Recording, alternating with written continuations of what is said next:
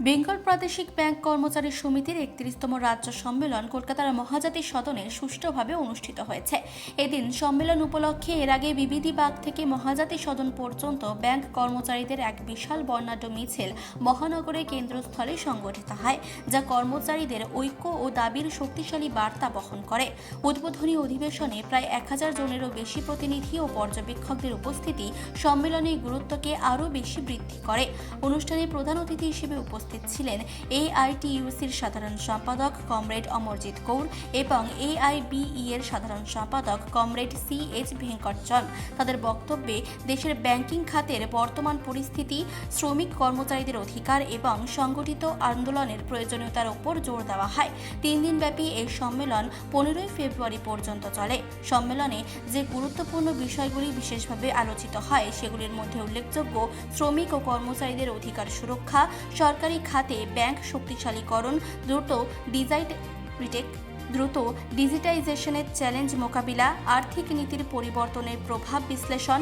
এছাড়াও সম্মেলন থেকে বেশ কিছু গুরুত্বপূর্ণ দাবি উত্থাপন করা হয়, যেমন চাকরির নিরাপত্তা নিশ্চিতকরণ এবং শূন্য পদে দ্রুত নিয়োগ প্রভৃতি। এই সম্মেলনের অন্যতম প্রধান লক্ষ্য হল অল ইন্ডিয়া ব্যাংক এমপ্লয়িজ অ্যাসোসিয়েশনের সঙ্গে সমন্বয় জোরদার করে শিল্পভিত্তিক বিভিন্ন সমস্যার সমাধান ও সর্বভারতীয় স্তরে ইউনিয়ন সংহতি শক্তিশালী করা। ২০২৬ সালের গোড়ার দিকে ব্যাংক ইউনিয়নগুলির সাম্প্রতিক পদক্ষেপ, দাবি দেওয়া এবং সম্ভাব্য শিল্প আন্দোলনের রূপরেখাও এই সম্মেলনে বিস্তারিতভাবে পর্যালোচনা করা হয়েছে। ডালহৌসি থেকে হেঁটে আমরা এখানে এসেছি। আমি জানি আপনারা টায়ার্ড, কিছু লোক চলে গেছেন, কিন্তু এটা ৩ বছরে আমাদের কনফারেন্স এবং সেই কনফারেন্সে আমরা আমাদের কনফারেন্সের শুরু রাজপথে হেঁটেই করি। কারণ আজকে যা পরিস্থিতি, আজকে যে ওয়ার্কিং ক্লাসের উপরে যেভাবে আক্রমণ এই সরকার করছে, তাতে লড়াই ছাড়া বাঁচার কোনো পথ নেই। আর এই মিছিল লড়াইয়েরই একটা পার্ট। তাই আমি বিবিএর নেতৃত্বের তরফ থেকে আপনাদের আন্তরিক অভিনন্দন ও লাল সালাম জানাচ্ছি। আসুন আমাদের সম্মেলনটা শুরু করি।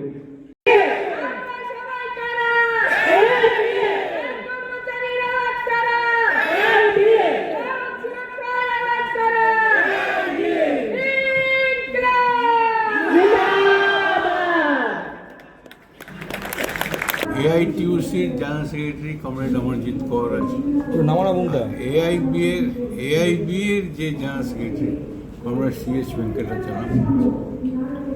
এই আজকের এই সম্মেলনের পর আপনাদের কর্মসূচিটা একটা লাগাতার প্রসেস। এই সম্মেলন থেকে আমরা যে কর্মসূচিটা নেব সেটা হচ্ছে temporary employee, contract employee, bank Mitra যারা আছে তাদের ব্যাংকে স্থায়ীকরণ করতে হবে। আমার নাম হচ্ছে রাজেন নাগার। আমি বঙ্গীয় প্রাদেশিক ব্যাংক কর্মচারী সমিতির সাধারণ সম্পাদক। এটা আমাদের সংগঠন, বঙ্গীয় প্রাদেশিক ব্যাংক কর্মচারী সমিতি, ব্যাংক কর্মচারীদের সবচেয়ে পুরনো আর সবচেয়ে বৃহৎ সংগঠন। তার ৩১তম সম্মেলন এখানে হচ্ছে। আমরা মূলত সরকারের পাবলিক সেক্টর ব্যাংকিং যে পলিসি, মানে মার্জার করা, প্রাইভেটাইজেশন করে দেওয়া, তার বিরুদ্ধে দীর্ঘদিন ধরে লড়াই চালিয়ে যাচ্ছি। এই সংগঠনে এই বিষয়টা প্রাধান্য পাবে। এরপরে বর্তমান সরকার তারা শ্রমিকের রাইটসগুলোকে ক্ষুণ্ণ করার চেষ্টা করেছেন। তাদের বিরুদ্ধে লড়াইয়ের স্ট্র্যাটেজি অলরেডি শুরু হয়েছে। আপনারা দেখেছেন 12ই ফেব্রুয়ারি ধর্মঘট হয়েছে, শ্রমিক কর্মচারীরা ধর্মঘট করেছেন। প্রায় 30 কোটি শ্রমিক ব্যাংক নিয়ে তারা প্রতিবাদে সামিল হয়েছে। এই বিষয়গুলোই আমরা আলোচনা করছি, আমরা স্ট্র্যাটেজি দিচ্ছি, আমরা আন্দোলনের রূপরেখা তৈরি করছি। এই জন্যই এই সম্মেলন।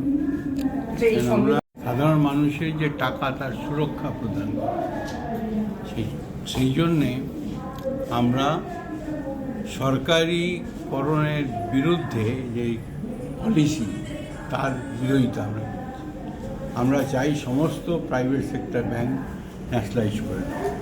শূন্য পদের জন্য যে সেটা কি শূন্য পদ সরকার রয়েছে, কি মানবে? শুনুন, আমরা প্রায় 32 বছর আন্দোলন করছি, আমরা আমাদের কথা পাবলিককে বলেছি। কলকাতা মহাজাতি সদন থেকে মানসী বসুর রিপোর্ট, চেতনা বার্তা, জেগে থাকে জাগিয়ে রাখে।